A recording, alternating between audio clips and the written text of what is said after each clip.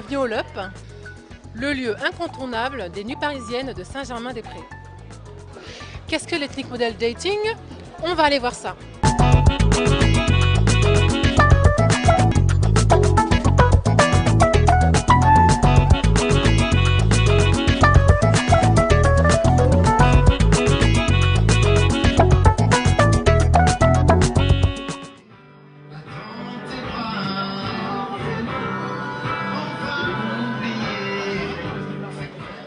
Bonsoir Vincent Macdoum. Bonsoir mademoiselle, vous allez bien? Ça va très bien et vous? Ça va très très bien, merci.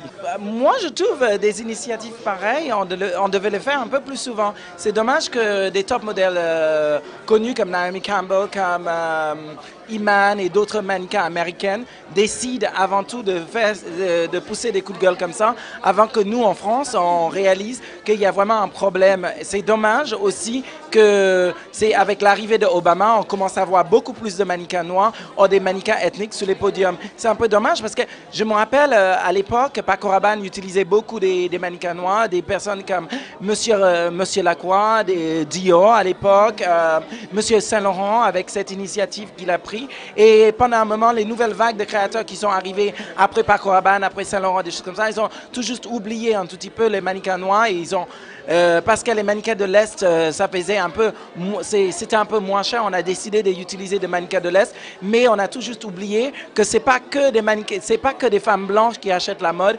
Le marché noir est en plein essor et le marché noir, le marché développe énormément en Afrique et des femmes noires achètent énormément, des femmes asiatiques achètent énormément et on est en train de voir autant de, comment il s'appelle, des créateurs asiatiques qui sont en train de prendre leur place, leur vraie place aussi. Et j'aimerais bien que les créateurs noirs prennent leur place aussi.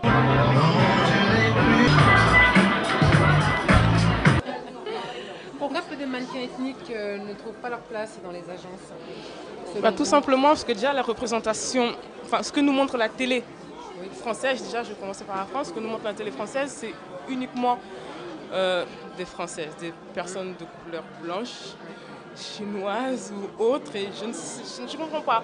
Pourtant, dans d'autres pays, elles ont totalement leur place, même dans le journal télévisé, et on voit des femmes africaines, indiennes, chinoises, mais vraiment toutes, on se retrouve quoi, on est même fiers. Mais c'est vrai que, déjà là, je vais donner un exemple. Par exemple, quand j'allume la télé, que je vois Harry Roselmack, mais ça me fait ouais, ça fait super plaisir. Et je me dis, c'est dommage que ce soit le seul, quoi. Ce serait bien qu'on soit un peu plus représenté déjà dans le monde de l'audiovisuel, dans le monde du mannequinat, dans les agences. C'est vrai que certaines agences ont des quotas, je trouve ça dommage, parce que je trouve que certains mannequins peuvent représenter mieux certaines marques que des autres, quoi. Je ne comprends pas pourquoi, par exemple, moi quand je lis des castings, je vois directement type européenne ou blonde aux yeux bleus, pourquoi pas type cheveux crépus, cheveux noirs ou marrons. Je ne vois pas pourquoi une africaine ne pourrait pas faire, par exemple, une pub Dove ou je ne sais pas. Je ne comprends pas. Moi, je n'arrive pas à l'expliquer. Voilà. Et est-ce que vous pensez que l'ethnic model, c'est dating, pourrait servir aux mannequins? Absolument. Absolument. Parce que là, on a vraiment une représentation de plusieurs magazines, pas forcément ethniques. Il y a des journalistes qui sont venus de différentes presses et je pense que ça va donner un peu plus peut-être d'engouement aux magazines, pour justement leur donner envie d'engager et de voir justement que la femme black en toute sa splendeur, qu'elle soit sénégalaise, marocaine, algérienne, congolaise, on s'en fout. C'est vraiment représenter l'Afrique, que ce soit maghrébine ou l'Afrique noire, ou même certaines africaines qui sont blanches. Vraiment, je pense que c'est vrai qu'il n'y a pas beaucoup de ces rendez-vous-là et c'est dommage. Je pense qu'ils devront en faire peut-être 4-5 dans l'année pour vraiment montrer que la femme black évolue. Par exemple, moi j'étais là, on va dire, il y a 10 ans. Maintenant j'ai ma nièce, Mariam.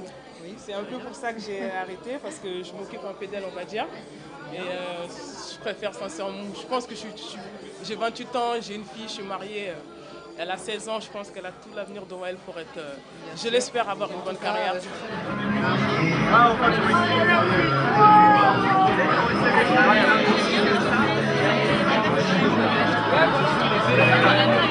Je ne sais pas qu'est-ce que ça peut apporter aux mannequins, mais j'espère, avec ma visibilité, au moins, on peut apprécier la diversité qui existe dans le milieu noir et on ne fait pas des prix comme une prix de Gérard de la télévision qui disent le noir qui fait le plus honte aux noirs. Moi, je trouvais ça inadmissible que des choses comme ça peuvent être dites dans une France pareille à un moment où Nicolas Sarkozy parle de l'identité nationale. On est en train de dire le noir qui fout le honte aux noirs. Ça, moi, je trouvais ça un peu hard. Parce que si on peut laisser des choses passer comme ça, moi, je pense si on veut voir des gens lisses et hétéronormativement corrects à la télé, moi, je trouve ça inadmissible. So, dans la mode, moi, je suis pour le côté ethnique est très important pour le milieu de la mode, je pense.